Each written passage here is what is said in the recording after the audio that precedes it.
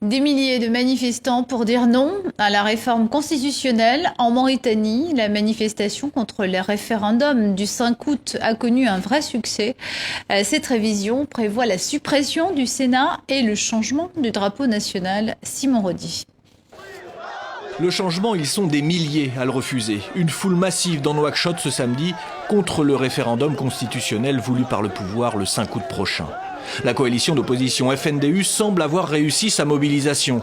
Des orateurs ont critiqué la dérive autocratique du président Mohamed Ould Abdelaziz. Le peuple mauritanien a pris conscience des manœuvres et de la manipulation que fait le pouvoir pour anéantir cette démocratie et pour la remplacer par un pouvoir despotique.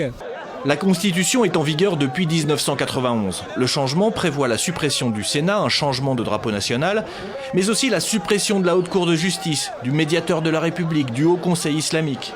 Et déjà l'an dernier, cette révision des textes avait fait descendre des milliers de gens dans la rue. Depuis, les députés ont validé le projet, mais pas les sénateurs, pourtant majoritairement du même parti que le président.